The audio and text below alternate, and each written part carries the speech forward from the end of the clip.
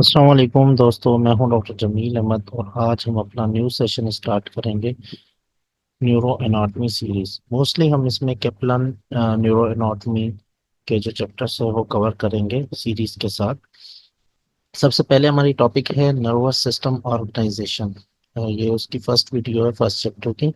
इसकी टोटल दो वीडियोज होंगी। अब इसके अंदर हमें जो मेनली समझना है वो है development of the nervous system. फिर उसमें सेंट्रल नर्वस सिस्टम हो या पेरिफेरल नर्वस सिस्टम हो, सेंट्रल नर्वस सिस्टम में ब्रेन हो या स्पाइनल कॉर्ड हो, तो ये सारे के सारे सिस्टम्स हमने समझने हैं और उसके साथ साथ ऑटोनॉमिक नर्वस सिस्टम भी। अब क्या होता है कि आपको पता है जो थर्ड वीक है ऑफ गेस्टेशन उसके अंदर क्या होता है कि नोटोकॉर्ड जो हाँ, है एक मतलब डेवलपमेंट का एक हिस्सा है। ये क्या करता है, नोटोकॉर्ड कुछ सबस्टेंसेस सीक्रेट करता है जो क्या करते हैं, सरफेस एक्टोडर्म या जिसको न्यूरो एक्टोडर्म भी बोला जाता है या न्यूरल प्लेट भी बोला जाता है, इसकी ग्रोथ करवाना शुरू करते हैं। और इसकी ग्रोथ सेंट्रली होती है और सेंट्रली ग्रोथ करवाने की सबब इनके बनते हैं न्यूरल फोल्ड्स। ये न्यूरल फोल्ड्स बन रहे हैं, ये देखें, ये न्यूरल फोर्स। और सेंटर में जो है वो दैट इज न्यूरल ग्रूव। और ये साइड्स पे जो है ये क्या है, दीज आर द, ये न्यूरल फोल्ड्स हैं, ये न्यूरल फोल्ड्स हैं। और ये सेंटर में क्या है, न्यूरल ग्रूव बन रहा है। इसको हम कहते हैं, ये this is called surface ectoderm या न्यूरो एक्टोडर्म बोल सकते हैं आप इसे, या इसे न्यूरल प्लेट भी बोल सकते हैं। अब क्या होता है कि न्यूरल फोल्ड्स डेवलप होते होते होते होते इस तरह कंप्लीटली डेवलप होते जाते हैं और इन द एंड आगे जाके आपस में फ्यूज हो जाते हैं। And after fusion they lead to the formation of, ये जो स्ट्रक्चर बना है इसको हम नोटोकॉर्ड कहते हैं। इस नोटोकॉर्ड के फॉर्मेशन के प्रोसेस को ही न्यूरोलेशन कहा जाता है। इस नोटोकॉर्ड की फॉर्मेशन के साथ साथ ये जो सेंटर में खाली स्पेस है that is called as central canal. उसके अलावा ये जो साइड्स पे ये जो एक्स्ट्रा जो मतलब स्ट्रक्चर्स हैं, these are called as neural crest या न्यूरल क्रेस सेल्स इनको बोला जाता है। अब ये समझने का फायदा ये है कि आगे चल के इनमें से कुछ सबस्टेंस, कुछ ऑर्गन्स, कुछ पार्ट्स ऑफ बॉडी अराइज होंगे जिन जो हमें इजीली समझ आ जाएंगे after understanding these developmental processes. उसके बाद फिर क्या होता है कि जो ब्रेन स्टेम और स्पाइनल कॉर्ड के लेवल पे क्या होता है कि ये जो न्यूरल ट्यूब है इसके दो पार्ट्स हो जाते हैं। एक होता है एलर पार्ट सेंसरी, और दूसरा होता है बेजल पार्ट जिसको हम कहते हैं मोटर। ये इस बेजल पार्ट से मोटर जो भी नर्व्स और न्यूरॉन्स हैं वो अराइज होते हैं, जबकि एलर पार्ट से सेंसरी स्ट्रक्चर्स अराइज होते हैं। इन दोनों को सेपरेट जो करता है ब्रेन स्टेम स्पाइनल कॉर्ड के लेवल पे that is called as sulcus limitans. उसके अलावा ये जो होता है इस वक्त this called as spinal dorsal root ganglia, ये गेंगलिया भी होते हैं। ये बात आप हमने समझ ली कि इसका पूरा का पूरा प्रोसेस किस तरह होता है। अब आगे हम चलेंगे, इसको दूसरे तरह से दूसरी पिक्चर पे भी समझें, देखें कि ये this is called as neural plate, जो हमने इस व्यू में पढ़ी थी पहले। अब इस व्यू में भी पढ़ना, इसका क्रॉस सेक्शन लिया गया, ये नोटोकॉर्डल प्रोसेस या नोटोकॉर्ड। ठीक है। अब ये नोटोकॉर्ड जैसे ही सबस्टेंस सीक्रेट करेगा, न्यूरल फोर्स की फॉर्मेशन स्टार्ट हो गई और सेंटर पे न्यूरल ग्रूव बनना शुरू हो गया। और ये इसके न्यूरल फोल्ड्स की फॉर्मेशन होते होते क्या हुआ, न्यूरल ग्रुप बढ़ता गया और बढ़ते बढ़ते न्यूरल ट्यूब की फॉर्मेशन हो गई, जो पहले हमने डिस्कस किया। फिर इसके दो वो हैं पार्ट्स हैं ब्रेन स्टेम और स्पाइनल कॉर्ड के लेवल पे।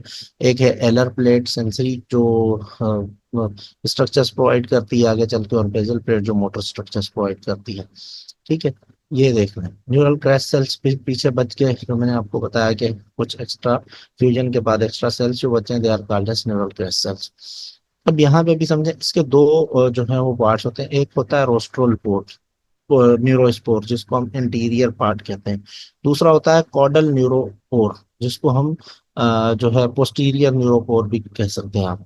अब इसमें क्या होता है कि अगर ये न्यूरोपोर ये क्लोज होता है नॉर्मली 25 डे पे, अगर सपोज ये रोस्ट्रल न्यूरोपोर क्लोज नहीं हुआ तो एक एबनॉर्मलिटी होगी जिसको हम एन इनकेफेली बोलते हैं, that is failure to close resulting in encephalopathy. और अगर कॉर्डल न्यूरोपोर जो है वो डेवलप नहीं हुआ तो इसके नतीजे में एक एबनॉर्मलिटी होती है that is called as spina bifida. इन दोनों के अंदर क्या होता है, अल्फा फीटोप्रोटीन रेज होती हैं और एसिटाइल कोलिन ईस्टरेज रेज होते हैं। उसका रीजन ये है कि ये alpha fetoproteins they are present in the amniotic fluid, और फिर वो वहां से सीक्रेट होना शुरू हो जाती हैं अगर ये क्लोज नहीं होते सही तरीके से।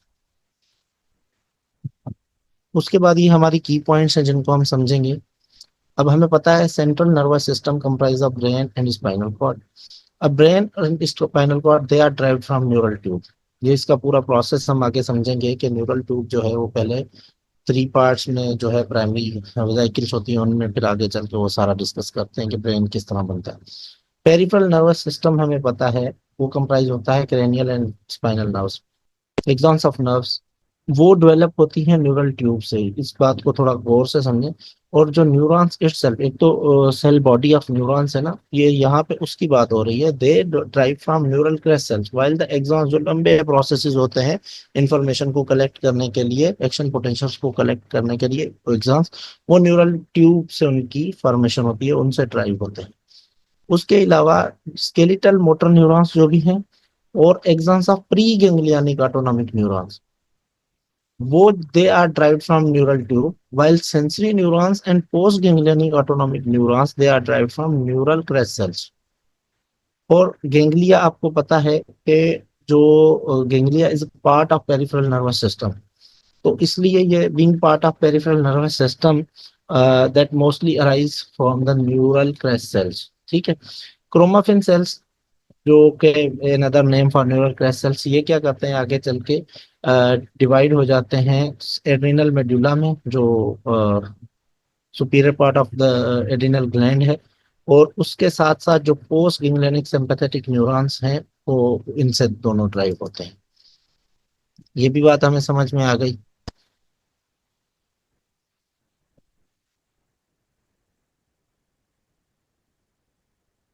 इसके साथ साथ हम चलेंगे कुछ पॉइंट्स के तरफ के, जैसे हमने ये डिस्कस कर ली है बैक पॉइंट, कि भाई जो ब्रेन स्टेम है उसके अंदर जो है, और स्पाइनल कॉर्ड के अंदर दो प्लेट्स होती हैं, एलर और basal plate, they are separated by sulcus limitans. और फिर कुछ इंटर न्यूरॉन्स होते हैं, they are derived from both plates. Neural tube gives rise to three primary vesicles, और फिर वो आगे चल के फाइव सेकेंडरी वेसिकल्स में कन्वर्ट हो जाती हैं। और ये भी जो हमने डिस्कस किया, alpha fetoprotein they are present in amniotic fluid and maternal serum. और जब भी न्यूरल ट्यूब डिफेक्ट्स होते हैं, चाहे स्पाइना बाइफिडा या एन इनकेफेली हो, उनमें ये इंक्रीज हो जाते हैं, और डाउन सिंड्रोम में ये रिड्यूस होते हैं। ये भी याद रखिएगा कि डाउन सिंड्रोम में अल्फा फीटोप्रोटीन रिड्यूस होती है। अब ये हमने न्यूरल ट्यूब जो है हमने पढ़ा कि वो थ्री प्राइमरी वेसिकल्स के अंदर कन्वर्ट हो जाती है। तो ये जो थ्री प्राइमरी वेसिकल्स हैं, they are called as forebrain, midbrain and hindbrain. They further divide into five secondary vesicles. Forebrain डिवाइड हो जाती है तो दो सेकेंडरी वेसिकल्स में, जिनमें से एक टेलेंसेफेलॉन, जिससे आगे चल के सेरिब्रल हेमिस्फीयर और लेटरल वेंट्रिकल्स की फॉर्मेशन होती है। दूसरा है डायंसेफेलॉन, जिससे आगे चल के थैलेमस और थर्ड वेंट्रिकल की जो है वो ये ड्राइव होती है। अब इस तरह समझ लें कि जो superficial portion of the brain है, expose portion of the brain under the bony cage, वो टेलेंसेफलॉन है। और जो deep portion of the brain है वो है डायंसेफलॉन, मतलब just deep to the cerebral hemispheres, तो उसमें थैलेमस आ जाता है। फिर mid brain that divide into mesencephalon, यानी वही होती है, बस ये है कि उसका थोड़ा सा स्ट्रक्चर में चेंजेस आ जाती है, जो आगे चल के मिड ब्रेन और सेरिब्रल एक्यूडेक्ट देती है। फिर हाइंड ब्रेन फिर दो पार्ट्स में डिवाइड हो जाता है, मेटन सेफेलॉन एंड माइलेनसेफेलॉन। मेटेनसेफेलॉन पोन्स और सेरिबेलम देता है, और माइलेनसेफेलॉन मेडुला, और ये दोनों मिलके फोर्थ वेंट्रिकल की फॉर्मेशन करते हैं। बाकी स्पाइनल कॉर्ड और सेंट्रल कैनाल ये सिंपली चलते हैं। तो ये बात हमें याद रखनी है, फोर ब्रेन के से दो सेकेंडरी वेसिकल्स बनती है, टेलेंसेफेलॉन एंड डायंसेफेलॉन। हाइंड ब्रेन से भी दो सेकेंडरी वेसिकल्स बनती है, मेटेनसेफेलॉन एंड माइलेनसेफेलॉन। जबकि मिड ब्रेन से सिर्फ एक सेकेंडरी वेसिकल बनती है, जिसे हम कहते हैं मेसेनसेफेलॉन। अब ये हमारी डिसऑर्डर्स आ जाते हैं, इसके बारे में हम पढ़ भी चुके हैं कि एन इंसेफेली में क्या होता है, एंटीरियर न्यूरोस्पोर क्लोज नहीं होता, जिसकी वजह से ब्रेन प्रॉपरली डेवलप नहीं होता, and they are incompatible with life. इनके अंदर क्या होता है, अल्फा फीटोप्रोटीन ड्यूरिंग प्रेगनेंसी ये रेज होता है, और एसिटाइलकोलिन स्ट्रेस लेवल ये भी रेज होते हैं। स्पाइना बाइफिडा के 4 टाइप्स हैं यहाँ पे। Spina bifida occulta, spina bifida with meningocele, spina bifida with meningomyelocele and spina bifida with myeloschisis. इसका आसान तरीका, स्पाइना बाइफिडा विथ अक्कल्टा का आसान सा तरीका समझने का वो ये है, असल में होता क्या है इनके अंदर आपको पता है, रोस्ट्रल न्यूरोस्पोर की जो क्लोज होना है वो नहीं होता, और उसकी वजह से ये इशू हो जाता है। अब इसमें क्या होता है कि जस्ट टुफ्ट ऑफ हेयर आता है वो क्लोजर ना होने की वजह, लेकिन ना मेनिंजेस आउट जाती हैं और ना ही ब्रेन का कोई एरिया आउट जाता है। ठीक है। लेकिन जो मेनिंजोसील है, स्पाइना बाइफिडा विथ मेनिंजोसील, उसके अंदर मेनिंजेस प्रोट्रूड हो जाती हैं वर्टिब्रल डिफेक्ट से। ठीक है। यही वजह है कि मेनिंजेस वर्टिब्रल डिफेक्ट से प्रोट्रूड होने की वजह से अल्फा फीटोप्रोटीन रेज होती है, लेकिन स्पाइना बाफिडा अक्कल्टा में अल्फा फीटोप्रोटीन रेज नहीं होती। और ये हमेशा एसिम्प्टोमेटिक होता है, क्योंकि कोई भी ब्रेन या जो है या स्पाइनल कॉर्ड या जो है एनी मेनिंजेस इन्वॉल्व नहीं होती, इसकी वजह से एसिम्प्टोमेटिक होती है। इसकी सिर्फ निशानी ये है कि tuft of hair over defect हमें मिल जाता है। स्पाइना बाइफिडा विथ मेनिंजोमाइलोसील, तो मेनिंजोसील से तो हमें पता चल गया कि इससे मतलब क्या है, मेनिंजिस है। मेनिंजोमाइलोसील से मतलब मेनिंजिस के साथ साथ स्पाइनल कॉर्ड जो है वो भी जब प्रोट्रूड हो, तो that is called as spina bifida with meningomyelocele, and that is seen with Arnold Chiari malformation, या टाइप 2 जो उसका होता है। इसके 2 टाइप्स है, टाइप 1 और टाइप 2, आगे चल के हम पढ़ेंगे। इसमें भी जाहिर सी बात है, अंडरस्टूड बात है कि अल्फा फीटोप्रोटीन रेज होंगी। उसके अलावा स्पाइना बाइफिटा विद माइलोफैसिस, इसमें spinal cord can be seen externally, बिल्कुल बाहर की तरफ आ जाता है स्पाइनल कॉर्ड, और ये मोस्ट सीवियर फॉर्म है। इसके अंदर अल्फा फिटोप्रोटीन और एसिटाइलकोलिन स्ट्रेस लेवल रेज हो जाते हैं। ये आप देख सकते हैं, स्पाइना बाइफिटा अक्कल्टा की पिक्चर है, और इसमें सिर्फ और सिर्फ मेनिंजेस प्रोट्रूड हुई है, स्पाइनल कॉर्ड अपनी जगह पे ही है। इसमें स्पाइनल कॉर्ड भी प्रोट्रूड हो चुका है, तो दिस इज डेफिनेटली मेनिंजोमाइलोसिस, और इससे देखेंगे ये स्पाइनल कॉर्ड आउट जा चुका है। यहाँ पे भी वही पिक्चर है, ये टफ्ट ऑफ हेयर है, ये देख लें, जो मेनिंजेस है वो भी अपनी जगह पे हैं, सब कुछ अपनी जगह। यहाँ पे मेनिंजेस जो है वो प्रोट्रूड हो चुकी हैं, स्पाइनल कॉर्ड अपनी जगह पे है, so that is called as meningocele. और यहाँ पे स्पाइनल कॉर्ड भी वो प्रोट्रूड हो चुका है, तो मेनिंजोमाइलोसील। और यहाँ पे ये जस्ट न्यूरल टिश्यू मिल रहा है हमें। उसके बाद जो है हम चलेंगे अर्नोल्ड चियरी मालफॉर्मेशन, जिसके 2 टाइप्स होते हैं, टाइप 1 और टाइप 2। टाइप 1 जो है that is most common, simply इसको समझें, ये ऑलमोस्ट ऑलवेज जो है वो एसिम्प्टोमेटिक होता है चिल्ड्रन के अंदर, और this is associated with syringomyelia. जबकि टाइप 2 सिम्प्टोमेटिक होता है, and that is associated with meningomyelocele के साथ एसोसिएटेड होता है। अब इसमें क्या होता है, downward displacement of cerebellar tonsils through foramen Magna, जबकि टाइप 2 के अंदर downward displacement of cerebellar vermis. ये दोनों पार्ट्स हम आगे चल के पढ़ेंगे एनाटॉमी ऑफ ब्रेन में, कि कौन कौन से पार्ट्स होते हैं सेरिबेलम के और किस तरह होते हैं। इसके अंदर क्या होता है, टाइप 2 के अंदर कंप्रेशन ऑफ फोर्थ वेंट्रिकल होती है, और इसलिए ऑब्स्ट्रक्टिव हाइड्रोसेफेली या हाइड्रोसेफेलस होता है। डेंडी वॉकर सिंड्रोम या डेंडी वॉकर मालफॉर्मेशन जिसको हम कहते हैं, जिसमें फोरामिना ऑफ लश्का और मेजेंडे जो हैं वो ओपन नहीं होते, जिसकी वजह से फोर्थ वेंट्रिकल डायलेट हो जाती है, और नतीजे में क्या होता है, सेरिब्रल वर्निस और स्प्लीनियम ऑफ द कॉर्पस कोलोसम जो है उनकी फॉर्मेशन सही से नहीं हो पाती, जिसकी वजह से ये एबनॉर्मलिटी होती है। हाइड्रोसेफेलस जो है most often cause by stenosis of the cerebral aqueduct, ये कंजेनाइटल इशू की वजह से जो हाइड्रोकेफेलस होती है, that occurs due to stenosis of the cerebral aqueduct, जिसकी वजह से सीएसएफ अक्यूमुलेट हो जाता है वेंट्रिकल्स में, सबमिनेफ्राइड स्पेस में, और नतीजे में क्या होता है, हेड सर्कमफ्लेक्स बड़ा हो जाता है। आपने देखा होगा जो हाइड्रोकेफेलस के बच्चे होते हैं उनका सर बहुत बड़े होते हैं साइज और उसमें सर्कमफ्लेक्स में।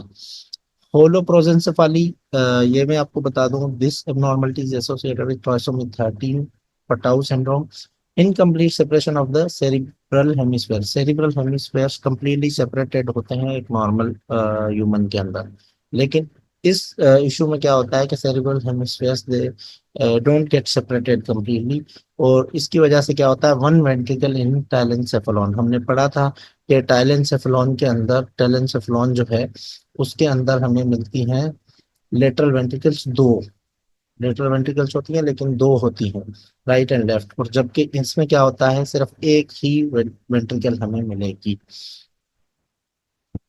उसके बाद आ जाता है कि ये जो हमारे पार्ट्स हैं जो हमने पहले पढ़े, इनमें से एंडोडर्म है, मेसोडर्म है और एक्टोडर्म है। उनके डेरिवेटिव्स क्या हैं, इन पे अक्सर क्वेश्चंस आते हैं जिसपे स्टूडेंट्स परेशान हो जाते हैं कि हम किस तरह इनको समझ सकें। तो इनको समझने का आसान तरीका देखें। एक्टोडर्म को तीन उसमें डिवाइड कर दें। एक आउटर एक्टोडर्म जिसको एपिडर्मिस बोलते हैं, न्यूरल क्रस्ट सेल्स, और तीसरा है न्यूरल ट्यूब। आउटर एक्टोडर्म जो है, अगर हम इसकी बात करेंगे तो इसके डेरिवेटिव्स में एपिडर्मिस स्किन वगैरह आ जाएगी, नेल हेयर आ जाएंगे, सिबेशियस ग्लैंड्स, ऑल्फैक्टरी एपिथेलियम जो यानी ऑल्फेक्शन का पाथ, पूरे का पूरा पाथवे है, सेंसरी सिस्टम जो है उसकी जो एपिथेलियम है, that is derive from the outer ectoderm. Mouth epithelium जो है वो भी ड्राइव होती है इससे, और ये बात ध्यान में रखें कि माउथ की एपिथेलियम से ही एंटीरियर पिट्यूटरी ड्राइव होता है। टूथ इनेमल भी इसी में शामिल है और चीक एपिथेलियम। लेकिन ये चीज याद रखने के लिए बहुत इंपॉर्टेंट है कि anterior pituitary is derived from the mouth epithelium, यानी इस तरह भी पूछा जाता है anterior pituitary is derived from the ectoderm. ये बात याद रखनी है। और लेंस और कॉर्निया, न्यूरल क्रेस्ट सेल्स जो हैं, इन इनको भी आगे चल के डिवाइड कर दिया जा ये आगे चल के डिवाइड हो जाते हैं पेरिफेरल नर्वस सिस्टम में, जिनमें से कुछ सेल्स निकलते हैं, श्वान सेल्स होते हैं, न्यूरोग्लियल सेल्स होते हैं, सिंपैथेटिक नर्वस सिस्टम और parasympathetic system. Adrenal medulla also derive from the neural crest cells. melanocytes also derived from the neural crest cells. Facial cartilages also derived from the neural crest cell and dentin of teeth. While neural tube जो है वो convert हो जाती है, हमने पढ़ा था कि थ्री प्राइमरी वेसिकल्स में कन्वर्ट होती है, फिर उससे फाइव में। तो ब्रेन जो है that derives from the neural tube. And neural pituitary जो है, यानी पोस्टीरियर पिट्यूटरी, जिसको न्यूरो हाइपोफाइसिस भी बोला जाता है या न्यूरल पिट्यूटरी भी बोला जाता है, that derives from the neural tube. तो ये बात भी हमें ध्यान में रखनी है, अगर न्यूरल पिट्यूटरी का बोला जाए तो that derives from the neural tube, while anterior pituitary की बात हो तो that derives from the outer ectoderm. Spinal cord भी न्यूरल ट्यूब से ही डिवाइड होता है, हम पढ़ चुके हैं। Motor neurons and retina they also derive from the neural tube. अब ये हम के प्लान के पूरा का पूरा टेबल है, इसको हम समझेंगे। ये एक्टोडर्म, एक्टोडर्म में surface ectoderm, neuro ectoderm and neural tube, neural crest, ये सारे के सारे हमें समझने हैं। एपिडर्मिस, हेयर, नेल्स ये हम पढ़ चुके हैं। Inner ear, external ear, enamel of teeth, यानी सरफेस एक्टोडर्म का इस तरह सोचे, जो भी सुपरफिशियल सरफेसेस हैं they all are derive from the surface ectoderm except lens of eye, interior pituitary that is called as Rathke's pouch, और parotid gland. ठीक है, ये जो है थोड़े स्लाइटली डीप होते हैं। इंटीरियर पिट्यूटरी तो बहुत डीप इन द ब्रेन होता है, बेसल एरिया में। ठीक है, और न्यूरो एक्टोडर्म है। न्यूरल ट्यूब जो है that produces central nervous system, retina, optic nerve. ये याद रखें, रेटाइना और optic nerve that is directly connected with the CNS, और इस तरह याद रख लें कि वो भी न्यूरल ट्यूब से ही ड्राइव्ड है। पाइनियल ग्लैंड भी जो हमारे सर्काडियन रिदम्स को कंट्रोल करते हैं वो भी न्यूरल ट्यूब से ड्राइव्ड है। Neurohypophysis they also derive from the neural tube. Astrocytes of the brain and oligodendrocyte जो सीएनएस की माइलिनेशन करवाता है न्यूरॉन्स की, they also derive from the neural tube. और न्यूरल क्रेस्ट सेल्स की अगर बात की जाए तो एड्रिनल मेडुला गैंग्लिया में सेंसरी और ऑटोनॉमिक दोनों, खासतौर पे पोस्ट गैंग्लियोनिक ऑटोनॉमिक।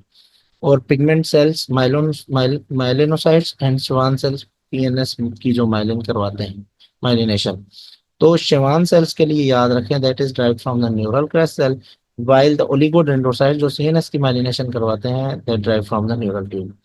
मेनिंजिस जिसमें पिया एंड एरेक्नॉइड मैटर, जबकि dura matter that is derive from some other structure, वो हम आगे चल के पढ़ते हैं। ठीक है, pharyngeal arch cartilage, first arch syndrome जिसके वजह से होती है।